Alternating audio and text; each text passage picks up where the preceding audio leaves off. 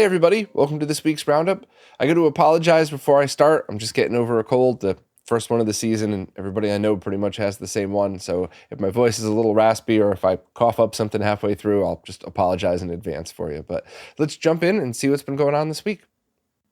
First up, Taki Udon's Mr. Pie went up for sale and is already shipping, and the last bits of info for that came out right after I finished shooting the podcast last week, but there were so many contradictions, I didn't want to have to redo the whole thing, but it turns out all of the announced info was correct. There were 2 batches on sale, one at 8 a.m. New York City time, the other a few days later, 8 p.m. New York City time, so you basically cover the whole globe. The prices are about $100 for just the board, $115 for the board plus RAM and a fan, and then $160 for the full PCB kit, which is basically everything that you would need except the power supply. None of these came with a power supply. They originally were supposed to, not really sure what happened, but still, at $160, if you have to then pay for shipping and everything else, pay for a power supply and pay for a case, you're still probably right at about $200, which is less than just the Terrasic DE10 Nano. So I have no problems with any of this. I'm very excited about the pricing, and I really hope that this will allow more people to get their hands on a Mister and start gaming, contributing, whatever you want to do. Also, they already started shipping, and it looks like they're coming from a company called Shenzhen Moorchip Limited, which is a company that makes a bunch of aftermarket automotive cameras, and they also are the company that makes the Retroid handheld machines. So that's pretty interesting. Obviously, this is contacts that Taki must have made doing the handheld reviews and stuff like that. So I'm also, because they're in the automotive industry, I'm wondering if this is why they're getting the automotive version of the FPGAs like Ken went through in the video I talked about last week or the week before. I think it was last week. And I'm also wondering if they're the same people manufacturing the QM Tech ones as well, which, by the way, it's not a positive, it's not a negative, it's just a thing. Nerds would be interested in stuff like this. So, but I just thought it was kind of neat to see that stuff. And the stock is out right now, but they're looking to get stock back in as soon as possible. And I was able to get one through my usual methods of asking very kind and helpful friends to get these for me, so that way I could take a look at it and kind of see.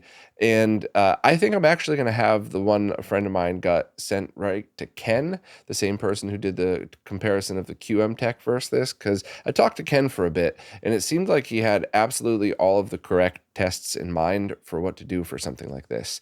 And just to be clear, I'm not trying to imply that I'm like smarter than everybody, and it's just from coming from a manufacturing background and a product review background, there are things that I stumbled across that some people, if you don't have that same background, just might not have.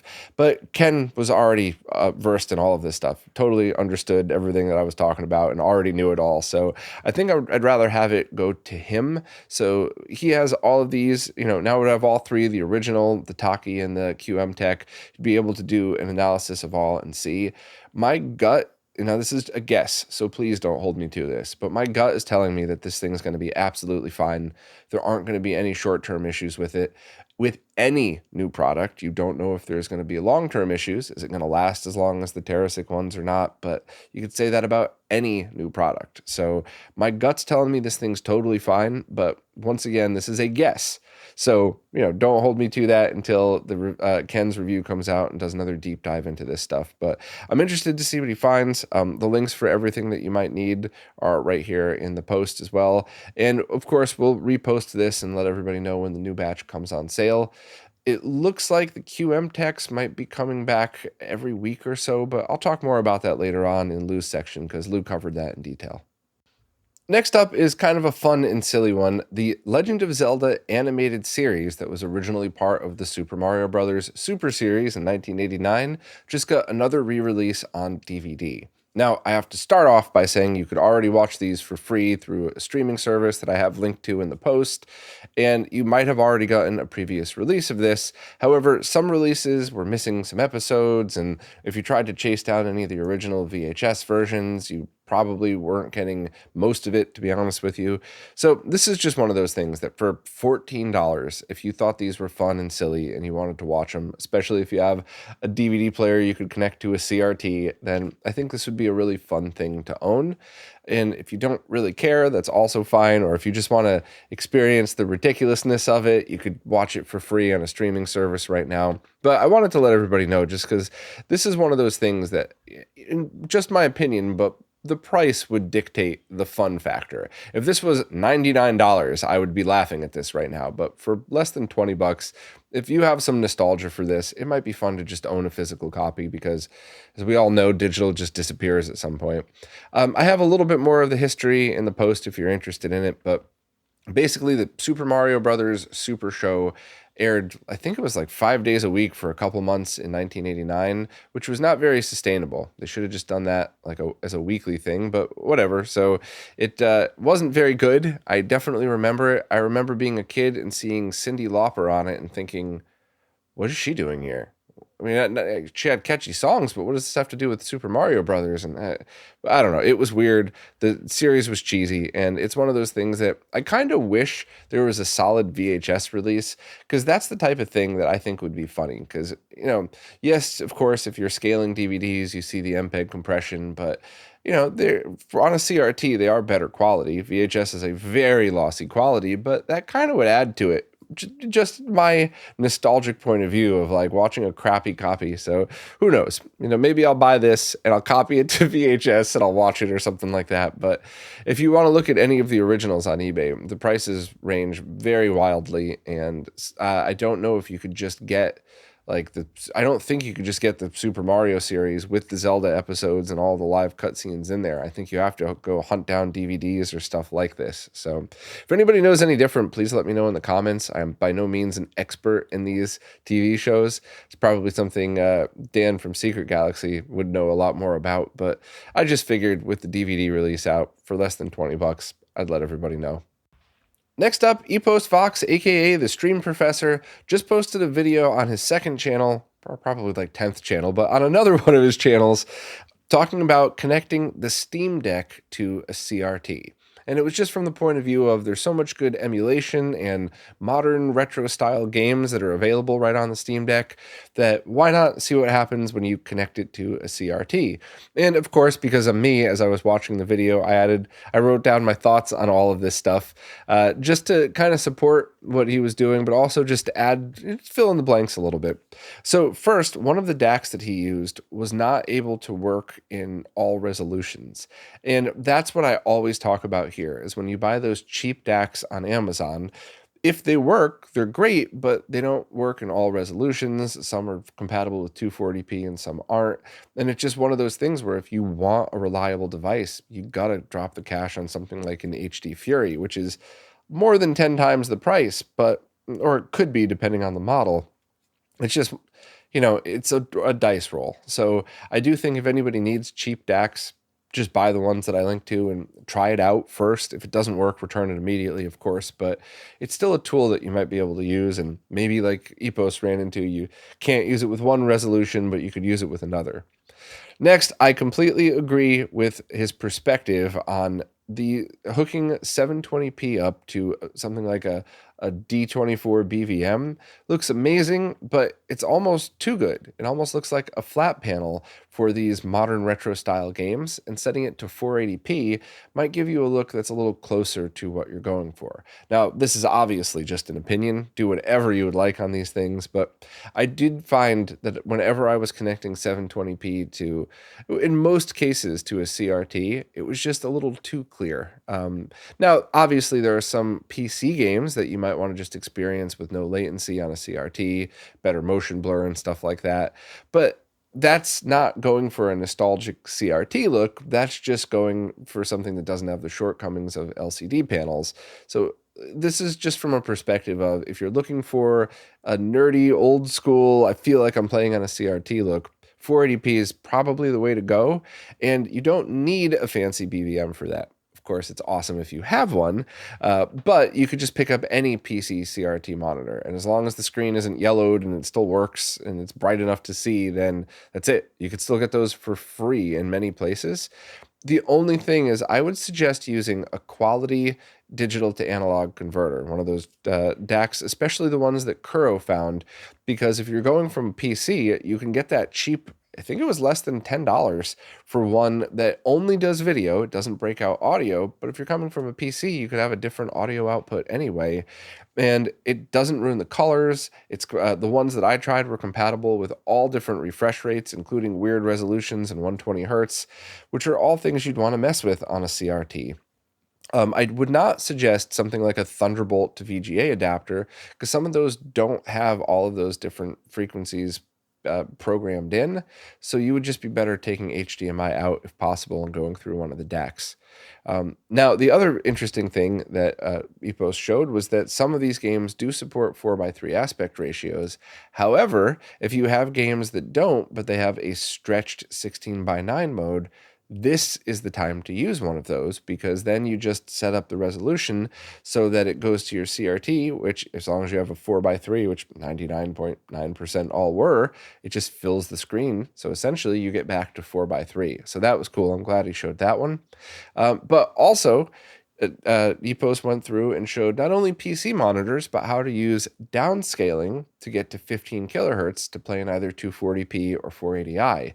And Marco's downscaling section of RetroRGB takes you through everything that you would need to know about that. More on Marco's downscalers later on, actually. But it really proves that lots of newer retro games really feel at home either in 240p or 480i. It all really depends on the style of game, but it is something that, I mean, it just, if you're looking for nostalgia but you want a new game, cool. Or even if you're young and you never grew up with CRTs, you might be wondering why some games look like that. And grabbing a free CRT off the side of the road and using a downscaling solution, even one of those cheap Amazon ones just to see what it's like, might be a fun experience just to kind of say, oh, all right, that's what they were going for. I get it now. And the only issue that EPOS ran into was the Steam Deck's menu system didn't seem to work right when in 4:3 mode, but maybe if enough of us politely ask, they'll just fix that in a firmware update. I can't imagine they're going to have a ton of people gaming on 4:3 monitors, but who knows? And of course, my favorite part, because I'm a ridiculous nerd, was at the very end, which was the thumbnail when he connected it to a portable 8-inch PVM. So technically you have your portable handheld console on a portable CRT, which, you know, you're not walking around playing with that like you would a Steam Deck, but I thought that was funny. So if you want more CRT awesomeness, there's a bunch of other stuff on that second, third, fourth channel that he has. So check out the PlayStation 2 video. I think that one is also a great way to kind of put into perspective what to expect from CRTs. But I guess I'm kind of preaching to the choir here, right? I shouldn't have taken 6 minutes to tell a bunch of people that most likely are into CRTs how you might like a video about CRTs. I probably should have told you to just go watch it, but you know, I'm me and I talk too much sometimes. What could I say? The musician Remute has just opened pre-orders on his latest album, this time for the Philips Compact Disc Interactive Multimedia System. That's right, he made an album for the CDI. And this one uses the disc to play the music. However, there's already a film that uses the CDI's digital video cartridge to have a very unique experience if you're going to be playing it through a CDI. It'll also work on any VCD compatible devices like DVD players or PC with certain software. So even if you don't have a CDI, or if you have one without the digital video cartridge, you could still experience it. But this is one of those things where if you own a CDI and you like Remute's music, which I definitely do, it's my opinion that each one of his albums has a song for everybody.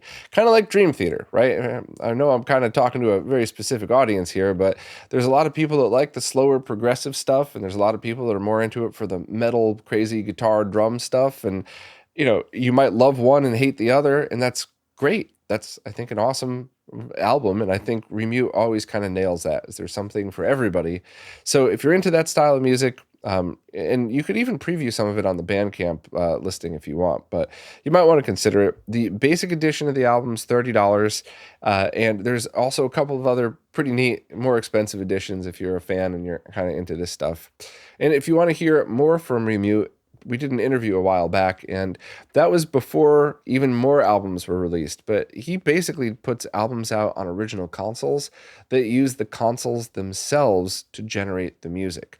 So it's not something like an MP3 player that passes the music through. If you're playing it on a Sega Genesis, you're using the Genesis sound chips in order to create that music.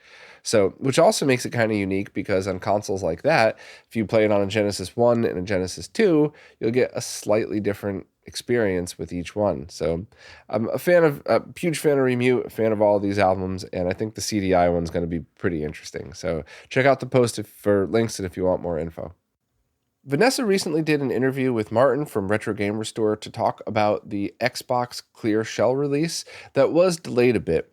And basically, the delays are due to the molds because when you're making stuff like this, especially if you're making it transparent, you need to make sure that every time the plastic is injected into it, you don't get any blemishes. And things that you might be able to hide with solid colors are going to be very, very noticeable with transparent. So this was really just a quality issue to make sure that you're getting what you pay for. And as I always say, if you think that the Retro Game Restore cases are too expensive for your budget, that is a fair statement, but they are not overpriced. The amount of work that goes into these and the quality that they come out as dictate the price, and that's why these things are over $100 each and not some crappy $20 thing you get on AliExpress that's blemished, it'll probably crack in a year. These things are all high quality. So if you want more info on exactly what the delays are and what to expect, I would absolutely read this. I always like to hear directly from devs and people creating things, so I don't want to spoil it and go through the whole interview here, but basically that's it. It's delayed because the quality needs to be up to standards, and Martin's not going to release stuff that's not as good quality. So, Retro Game Restore actually has a bunch of other stuff coming out soon, and some of the other projects that were delayed a little bit are about to ship, so I'll probably have another update next week talking about the rest of that stuff. But if you're a fan of these cases, and I know so many of you are, then good news, they're all coming, but it's just going to take a little while because the quality needs to be up to speed. The same team that brought you the Orpheus sound cards have just announced a new product that is currently in development and not up for pre-order or anything yet, but it's a new ESS ISA sound card. So ISA is the slot standard for anybody that's not an old school PC nerd, and ESS is short for Electronic Speech Sound, which was a company known for its quality sound chips during the early and mid 90s, and they were usually seen as an alternative to Yamaha's YM F262 OPL3 sound chip. So the ESS's OPL3 compatible chips were noted as a worthy competitor and a good alternative option. And a lot of these were integrated into stuff like the compact Presario line of computers. So this is basically another newer version of an older sound card, just like Karapi and Marmas have done previously. And it's just the same way of, or a different way of going about the same thing. So rather than try to hunt down an original one, do a recap on it, hope that all the chips still work, this is kind of a modern interpretation of that. Vanessa did a very detailed post with absolutely everything that you might need to know about this, which is great because I am by no means an expert in retro PC stuff. Everything that I know about it is just from my childhood, remembering all this stuff and remembering how much I wanted half of it and couldn't afford any of it. So if you want all the details and you're a retro PC nerd like many of us are, definitely check out this post. We'll, of course, let everybody know when it comes out for pre-order or anything like that. But this is cool. I always like to see all the neat and fun things that Karapi makes, and this just looks like another awesome one in his lineup. Now it's time for this week's Mr. Updates, care of Lou from Lou's Retro Source. As usual, I'm just going to skim through these and give my thoughts where I feel like it, but if you want visual examples and more details, please check out Lou's video, and if you rely on Lou's info as much as I do, please consider signing up for him on Patreon. But going through it, we already talked about the Taki stuff. QM Tech looks to be having periodic stock of their DE10 Nano alternatives. Now, this is Lou's observation. This isn't a press release or an official statement from QM Tech, but it looks like stock is updated every week. So that's pretty cool. That means they're just probably constantly churning out stock when they can and then just listing them on their site. So I would just go and refresh their page daily if this is something that you're interested in. There's already a couple of different versions for cases and stuff like that, and I know at least one or two other people who are also creating their version of the case for it as well. And I think it's pretty cool to see this project start to move along. I really like the one with the RAM built in, and I'm interested to see how that would affect people's case and I/O board designs for it. Would having the extra space up top allow for more airflow, more stuff? Does it not matter at all? I don't know, but I think I'm really going to be interested to see what creative ideas people have for it. Next up, core developer Raki has released the Super Locomotive Arcade core to the official Mr. FPGA repository. So just if you want to download Super Locomotive, run update all. Nothing special to get there. And that's an arcade game by Sega where the goal is to guide a train from one location to the next while avoiding obstacles. Anybody that commuted by train or subway would probably find that funny. And lastly, Hotego has released a beta for WWF Superstars. And since it's a beta, it's only available for the Patreon subs, which I talk about every time. Just to clarify, this is if you're a Patreon supporter of Hotego, you get access to the beta program, which is a good way to have a controlled beta so you don't have people reporting bugs that the team already knows about and stuff like that. But as with all of Hotego's cores, as soon as it's in a stable state, it gets released to the public. So kind of a shorter one this week, but there's a lot been going on the hardware side of the Mr. scene, and hopefully we'll be able to come back and talk about some of the other software stuff that's been going on behind the scenes. So as usual, thanks very much to Lou for keeping up with this, and looking forward to see what's coming next. Marco Retro just released a video about the Ultracade UVC Downscaler. And this is a downscaler that I've been very curious about since I first heard about it a long time ago. And I was really interested to see how it held up to the other options that are out there. And it seems like for its time, it was absolutely an awesome device that was able to have higher resolution games running on things like candy cabs. And it still would fit that purpose very well. However, it didn't age as well when you put it next to things like the RetroTink 5X, 4K, or the OSSC Pro. But Marco's video really dug in deep, and Marco did the entire downscaling section of RetroRGB. So if there was ever somebody who was able to give info and insight on a downscaler, it is absolutely him. So if you were kind of curious about how it held up to the other options and where this might be a good fit for your setup, then I think this is something that you should definitely watch. Or if you're just like me and already happy with your downscaling solution, but very curious about what else is out there, I think it's a great video. And I do think that this is one of those scenarios in which if you already own one and it's doing its job for you, don't upgrade, especially because of how low the latency is, which that I won't spoil because that was pretty shocking, and Marco talks about it right away at the beginning. But if you want more info, obviously check out the video, but also the post, as well as the embedded page in the downscaling section on RetroRGB are all updated with this stuff. So thank you so much to Marco for sharing all of this info with us and being kind enough to archive it on RetroRGB for easy access for everybody. But downscaling is obviously something that was always very important to me, even if it was just as easy as putting 480p on a PVM in 240p, and being able to get more info on a scaler or a downscaler that I was always curious about was very cool, especially because I didn't have to dig in and spend the hours and hours doing the testing this time. So thank you, Marco.